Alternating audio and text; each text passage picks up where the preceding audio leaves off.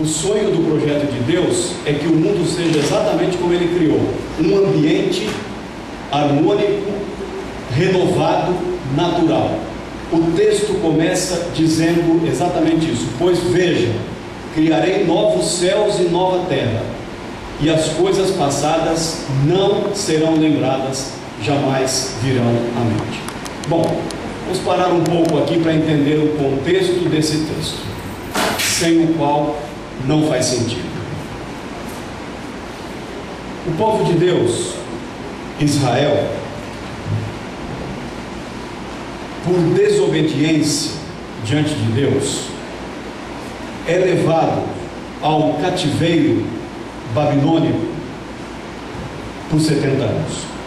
Israel experimentou alguns cativeiros durante a sua jornada, e estes cativeiros foram resultados de desobediência. O povo de Deus já não tinha mais os valores de Deus. O povo de Deus precisava ser, como nós precisamos ser, um povo de contraste. Nós contrastamos com o mundo, porque nós somos a luz do mundo, e a luz contrasta. Um pouco de contraste. Nós não temos os valores do mundo, não agimos como o mundo age, nós temos os valores do reino de Deus, e nós seguimos os mandamentos do Senhor. Só que Israel já não fazia mais isso. Israel tinha um estilo de vida que já não mais era regido e determinado pelo próprio Deus, o pastor do seu povo. Ao fazer isso, ao ter um estilo de vida dissoluto, desobediente a Deus, obviamente que Deus não se alegrou com isso, e eles passaram a ter um estilo de vida babilônico. Já adoravam outros deuses, davam-se em casamento com outras, com mulheres de outras nações, prostituíam-se, tinham balança pesada, eram injustos, oprimiam o pobre. O povo de Deus, como pode isso? E Deus então tomou uma radical decisão: já que vocês não querem ser o meu povo, e querem ser um povo que vivem com os costumes, já com o estilo de vida babilônico, vão de uma vez para a Babilônia. E Deus não teve dúvida: vocês querem viver como os babilônicos? Façam as malas, o trem está partindo, o avião ou o ônibus, hora marcada, vão todos vocês morarem na Babilônia. Paulo diz em Romanos capítulo 1 que Deus entrega as pessoas ao pecado. Deus entregou, abriu mão. Não são meu povo? Então vão ser povo de quem vocês quiserem, vão embora para a Babilônia. E foram. Deus os deportou. E eles passam ali 70 anos. 70 anos, nasce geração, morre geração. E eles agora passam a viver debaixo da influência cultural e da cosmovisão religiosa, política, econômica da Babilônia. Existem duas grandes cidades na Bíblia que representam dois grandes valores: a cidade do bem, Jerusalém, e a cidade do mal, Babilônia. A Babilônia é tida em Apocalipse como uma grande meretriz, Roma, a grande meretriz, a prostituta, aquela que não segue os caminhos de Jeová.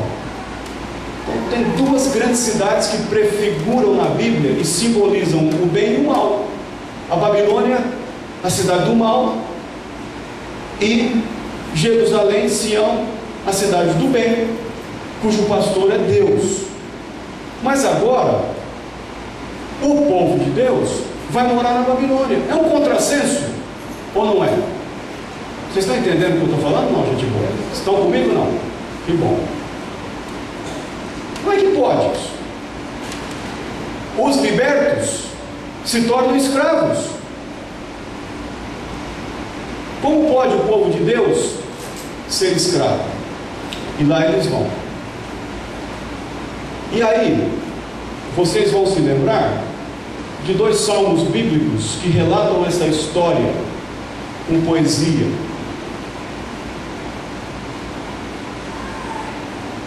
E se você não prestar atenção, vai ler os salmos na ordem errada, porque não é pelo fato de ter 1 a 150 que eles estão na ordem cronológica correta.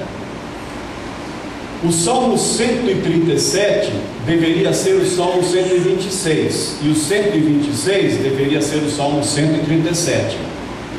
Quem vem primeiro? 137. Porque no Salmo 137 vai dizer que junto às margens do rio da Babilônia nos assentávamos e chorávamos.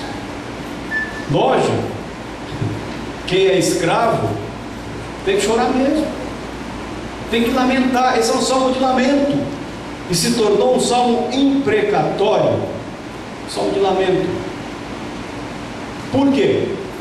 Porque lá na Babilônia, como um povo exilado, escravo, os babilônicos queriam que eles fossem felizes e cantassem os velhos e saudosos hinos de júbilo de Sião. Como?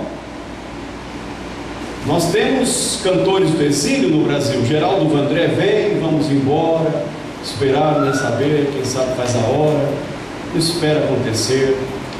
Abacateiro, de Gilberto Gil. O abacateiro eram os soldados que vestiam de verde, com as fardas verdes, por isso o abacate, a linguagem metafórica, porque não podia ser tão explícito assim, porque ele estava exilado. Exílio, raramente você irá escutar canções de esperança no exílio. Você canta a vida dura, nua e crua como ela é. Aí eles disseram assim: os nossos malfeitores pedem-nos, cantem-nos os cânticos alegres de Sião. E o Salmo 137 diz: como, pois, haveremos de cantar os cânticos alegres de Sião em terra estranha? Muito pelo contrário, benditos sejam aqueles que pegarem a cabeça dos seus filhos e as explodirem, esmagarem contra as pedras. Aí está o exílio. Salmo 137, isso deveria vir antes do Salmo 126. Agora este povo está retornando, acabou o período do exílio, acabou, esse povo está retornando do exílio para Sião, para a terra prometida, para Jerusalém. Só que com um detalhe terrível. O que você acha? Qual seria a sua atitude se você passasse 70 anos morando lá no Nordeste, por conta de alguma situação de exílio que aconteceu em BH? Só que essa situação fez o seguinte: não tem mais morador em BH, aqueles prédios vêm tudo para baixo, as escolas para baixo, os hospitais em ruína, e você já está lá 70 anos morando no Nordeste, e vem a palavra: volte para Belo Horizonte, chegou a hora.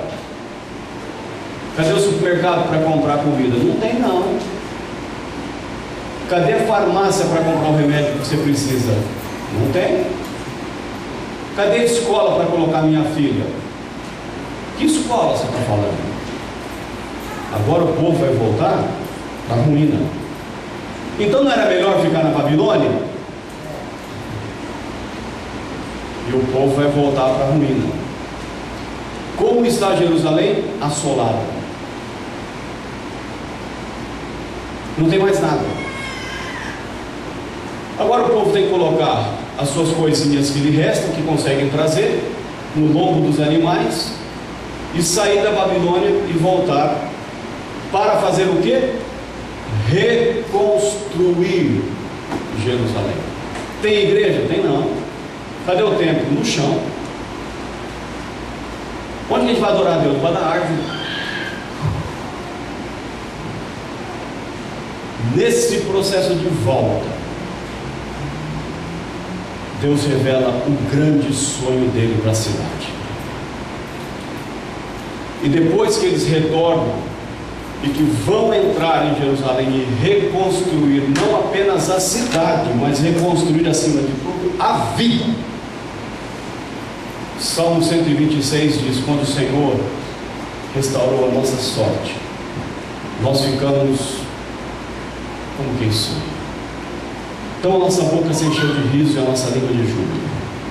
Então se diziam entre as nações: grandes coisas fez o Senhor por eles, com efeito, grandes coisas fez o Senhor por nós. Versículo 4: restaura, Senhor, a nossa sorte como as torrentes do Negueb. E aqueles que saem andando e chorando enquanto semeiam, voltarão com júbilo, trazendo os seus feixes. Este sim é o salmo da restauração.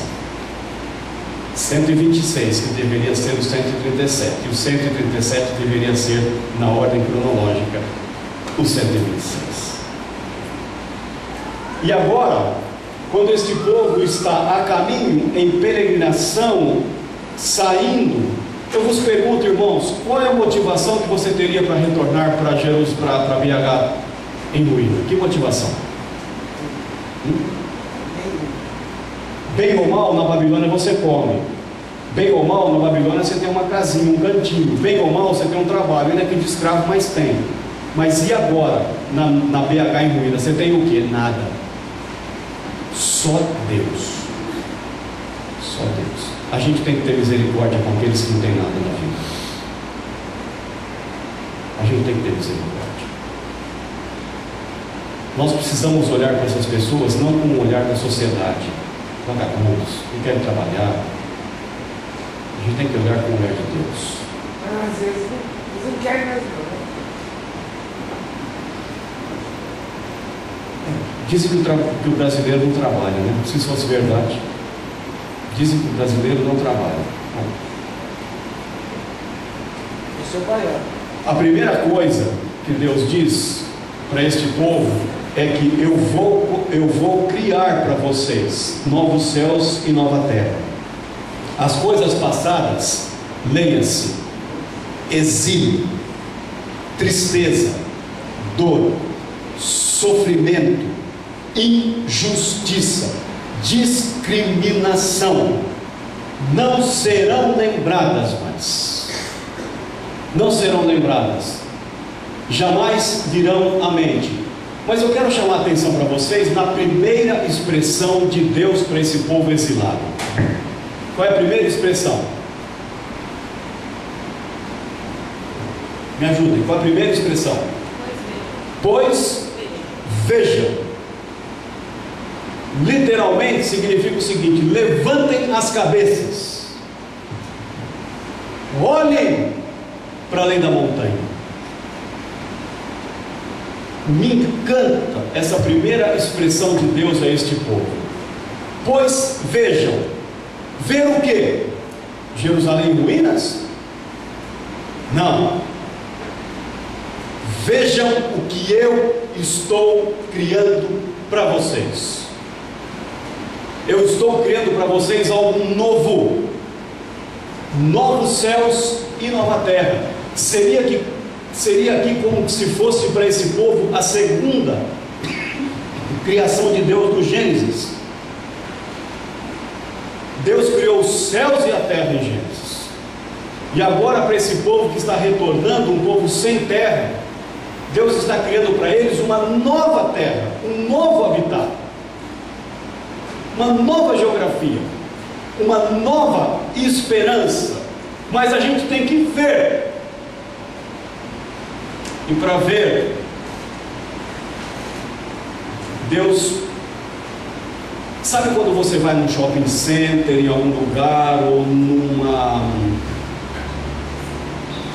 onde estão se vendendo novos apartamentos, novos condomínios, e tem alguns que mostram para nós algo que é para a gente ter uma noção de como vai ficar. Isso chama-se de maquete. Aí você, em miniatura, muito bem feitinho, aqueles negócios todos, você vê um lago, ou um local onde a pessoa vai fazer a caminhada e tudo mais. Então você é levado a ver. não é? Para ter uma noção de como é que vai ficar. Isso também acontece com o showroom das cozinhas. Você abre a gaveta, toca, é assim que vai ficar? É Deus chamando o seu povo, dizendo assim: olhem para a maquete que eu estou fazendo, é assim que vai ser. Só Deus mesmo. BH em ruínas, ele mostra uma maquete de como ficará a nova BH, o novo céu e a nova terra. Vejam,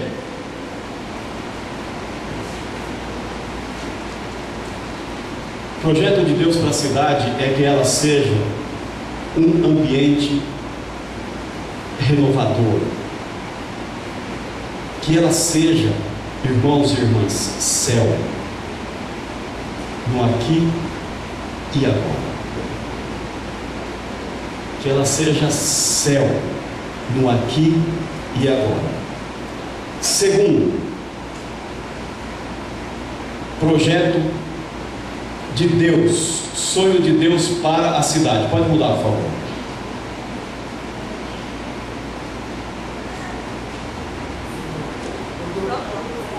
Mudou?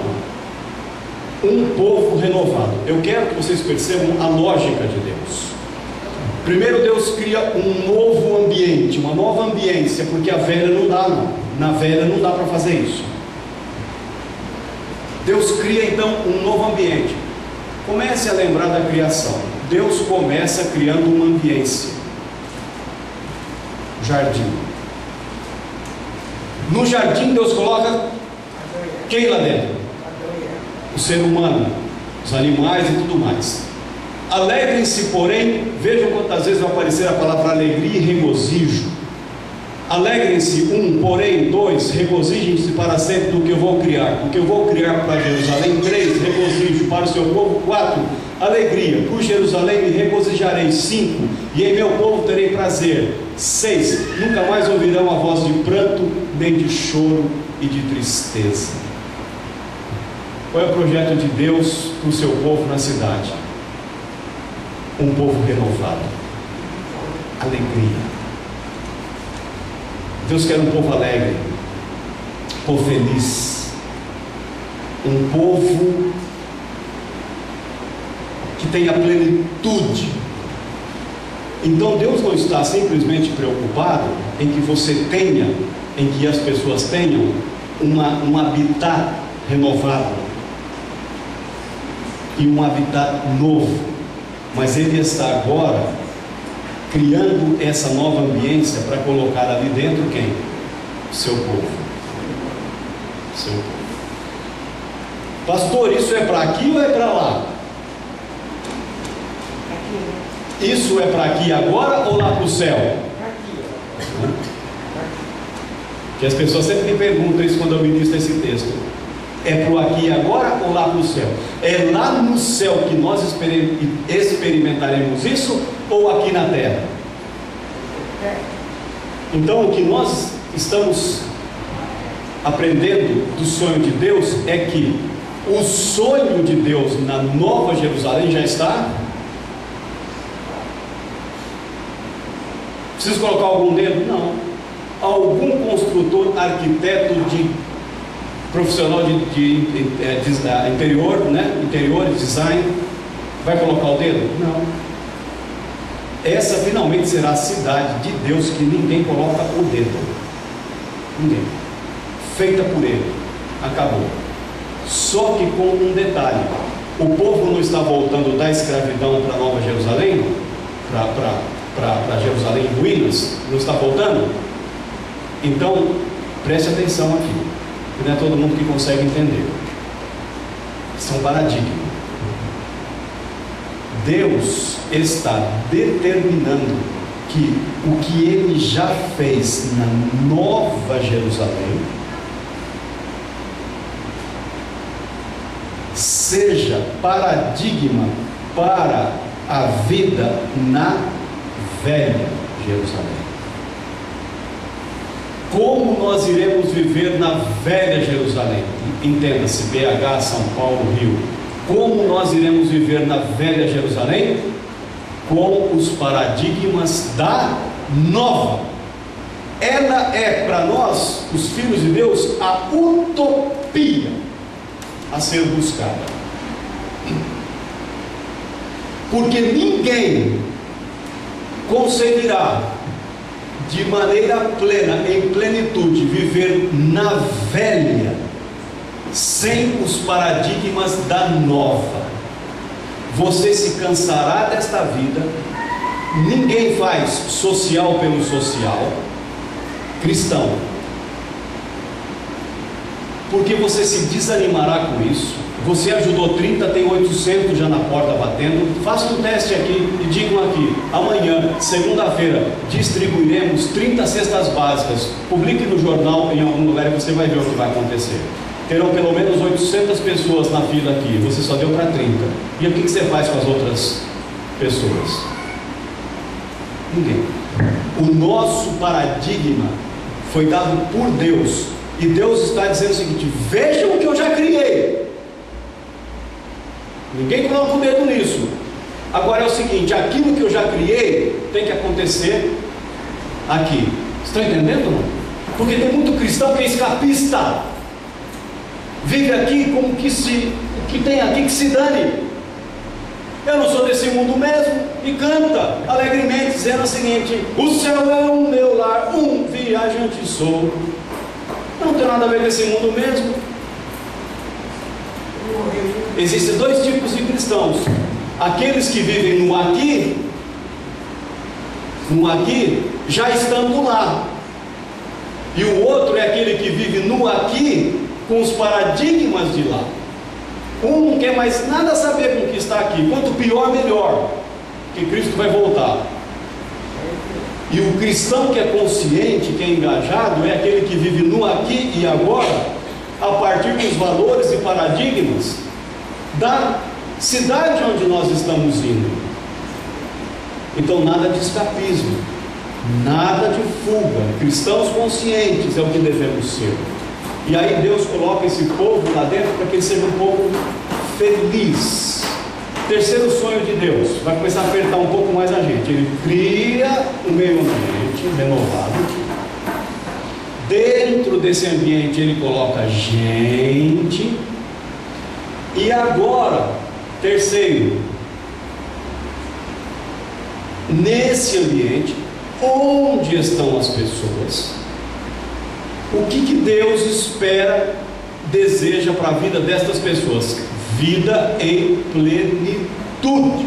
Veja a dinâmica e a lógica de Deus: ambiência, gente feliz, mas a felicidade tem a ver também com plenitude de vida. Nunca mais haverá nela uma criança que viva poucos dias e um idoso que não complete os seus anos de idade. Quem morrer aos 100 anos ainda será jovem, e quem não chegar aos 100 será maldito.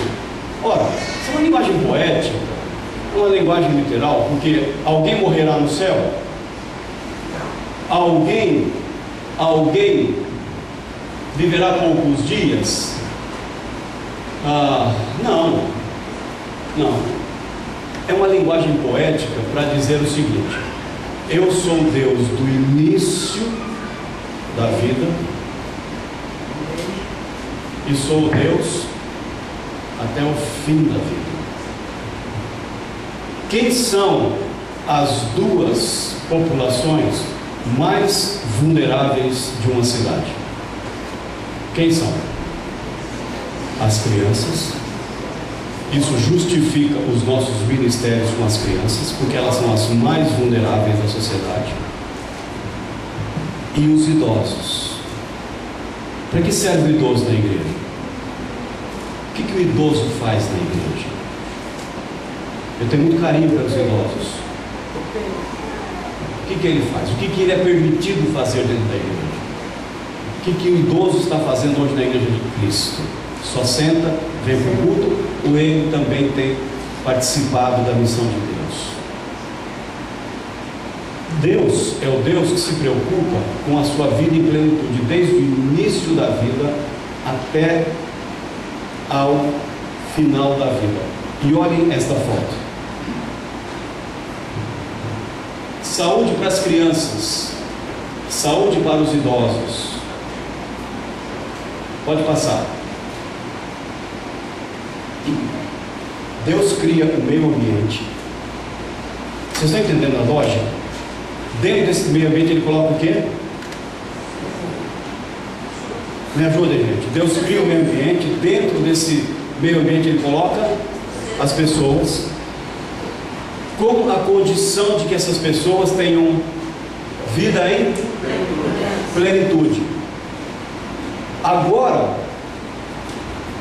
a vida em plenitude, veja a lógica de Deus, não é sonho meu. Essa vida em plenitude só acontecerá se construirão casas e nelas habitarão, plantarão vinhas e comerão o seu fruto, já não construirão casas para os outros ocuparem, nem plantarão para outros comerem. Pois o meu povo terá vida longa como as árvores, os meus escolhidos esbanjarão o fruto do seu trabalho, não labutarão, não trabalharão inutilmente. O sonho de Deus não é luxo e nem lixo. Cantor Rita Lee. Nem luxo e nem lixo. Dignidade humana, estamos falando das questões essenciais, básicas da vida. Talvez na linguagem de Maslow, na pirâmide de Maslow, estamos falando das necessidades básicas. E vejam as necessidades básicas que Deus se preocupa com este ser humano que está dentro desta ambiência, cuja vida tem que ser plena, e para que haja plenitude de vida, pelo menos 3 coisas têm que acontecer no sonho de Deus. Primeiro, habitação para todos. Simples assim, simples assim. Qual é o grande sonho do brasileiro? Fiquei sabendo nessas andanças para lá e para cá que vocês ajudaram uma família em função de um desastre que houve recentemente aqui a construir uma casa. É verdade isso não? Hã? Mas sempre vai ter alguém aqui e acolá e vai assim, mas isso não é tarefa da igreja. Eu duvido que nessa igreja não teve alguém que questionou isso. Duvido. Se você está entre nós, arrepende-se, dá tempo. Duvido. Sempre tem alguém que fala assim, não, mas a nossa tarefa é ir lá na praça e pregar o evangelho. Também. Uma coisa não exclui a outra. Olha o que Deus entende por dignidade humana. Habitação para todos. Não estamos falando de um palácio não, ainda que seja minha casa e minha vida. Alguns dizem minha casa, minha dívida. Bom, ainda que seja, mas é habitação. Deus tem um projeto que todo mundo tenha teto, porque a pessoa que não tem teto é indigna. A pessoa que mora em situação de rua, mendicância, jovens, adolescentes debaixo da ponte, seja onde for, é uma situação de não dignidade, não aos olhos das organizações não governamentais ou da prefeitura, aos olhos de Deus. Por isso, a primeira coisa que Jesus assegurou aos seus discípulos é assim: eu vou para um lugar e fiquem tranquilos, porque lá tem uma casinha para você. Na casa do meu pai há muitas moradas. Se isso não fosse verdade, eu não estaria falando isso para vocês. É lindo, gente. Segundo elemento da dignidade humana é alimentação para todos. O país nosso é um país de miseráveis, de fome. Depois vocês pedem para o Sérgio falar um pouco sobre isso com vocês. Só no Maranhão, para vocês terem uma ideia, das 5 piores cidades do índice de desenvolvimento humano do Brasil, 4 delas, das 5 piores, estão dentro do estado do Maranhão, cujo homem foi tudo nesse país, menos justo. Sarney. Ele foi tudo nesse país, menos justo. Ele foi senador, ele foi presidente, ele foi tudo que você imagina. imagina, menos justo. Porque das 100 cidades com os piores índices de desenvolvimento humano do Brasil, das 100 cidades, 80 estão no Maranhão. E eu rasguei aquele estado, de baixo a cima, de cima a baixo, com o vice-governador, para ver aquelas casas onde o barbeiro mata as pessoas com as madeiras e o barro grudado. Nós vivemos num país de miseráveis. Não é porque você come, porque eu como, porque eu tenho apartamento, eu tenho carro, que eu tenho casa, que a gente não consiga ver esse entorno. Nós temos uma população de fome imensa no nosso país. Imensa. E nossa também. E da igreja. Não é só do governo. A culpa é nossa também. É do governo, mas é da igreja também. Então a gente não pode se excluir dessa culpa. Porque se a gente se excluir, não faz nada. É nossa culpa. Deus quer que as pessoas se alimentem. Pode não ser um filé mignon, mas olha a alegria daquele garoto comendo alface. Ainda que não seja filé mignon, olha a alegria desse garoto comendo alface.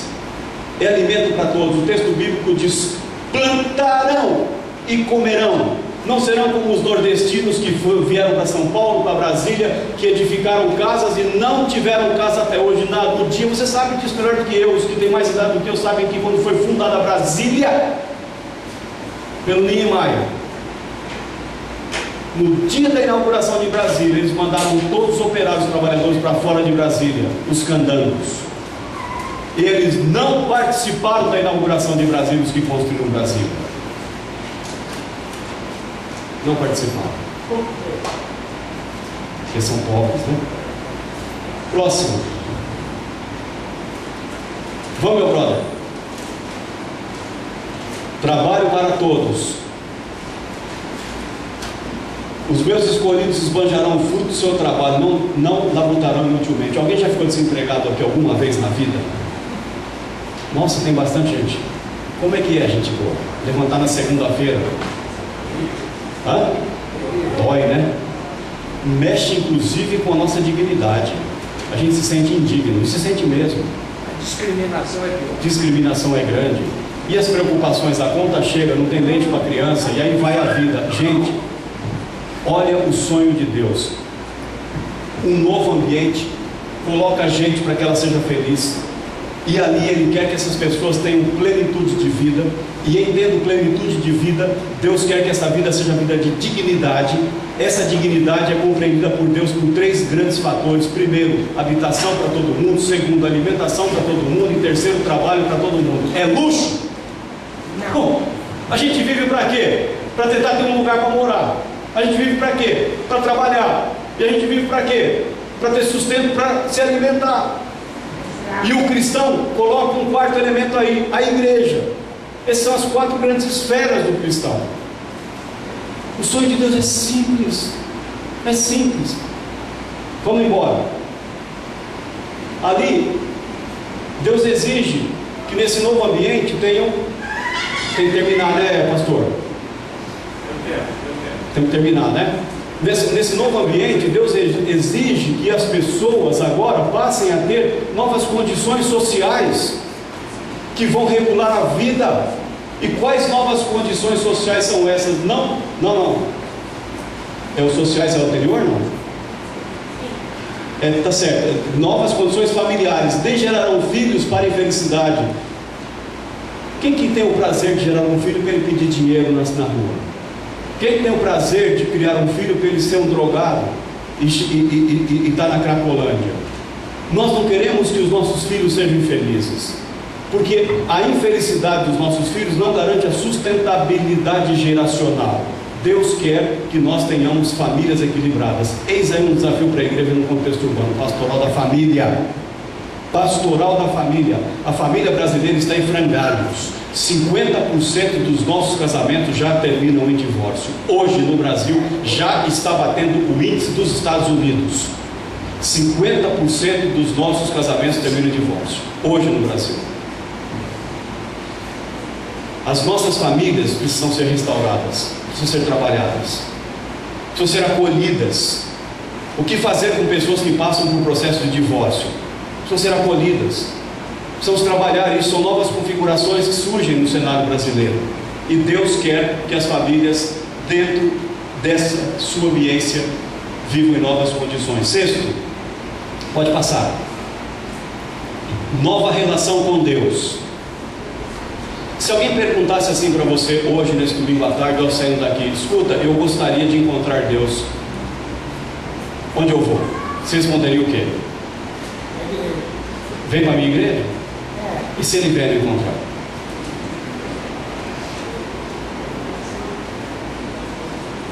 Não. E se ele vier me encontrar?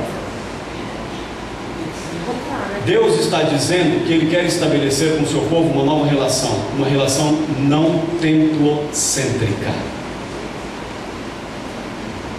Porque se você ler de novo o Apocalipse, a revelação de João, um fato inusitado você encontrará. João diz: andei por toda a cidade, de norte a sul, leste a oeste, e uma coisa eu não encontrei: templo. Mas a gente gosta tanto do templo. Nós somos tão apaixonados pelo templo, a ponto de no templo não poder fazer certas coisas. Eu conheço pastores que não deixam pobres entrar no templo. Eu conheço igrejas que têm dificuldades para aceitar determinadas classes dentro do templo. E Deus, na sua infinita sabedoria, bondade e misericórdia, Ele diz assim: na minha cidade não tem templo.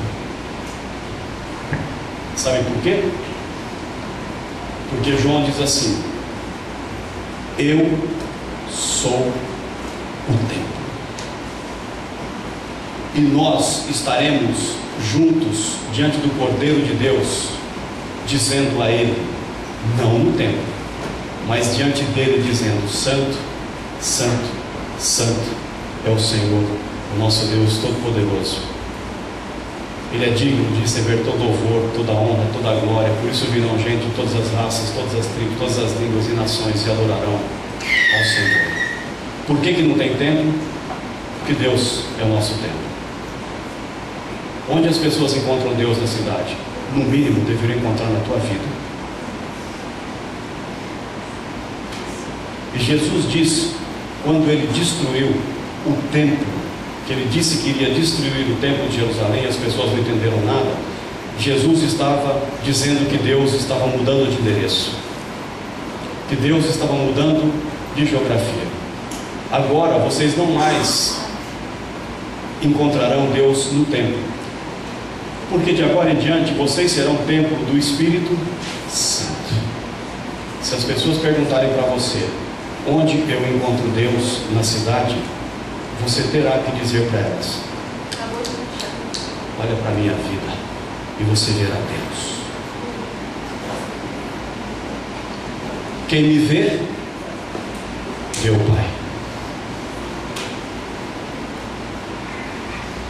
Porque se as pessoas ao teu redor não encontrarem, não verem Deus em você, virá na parede.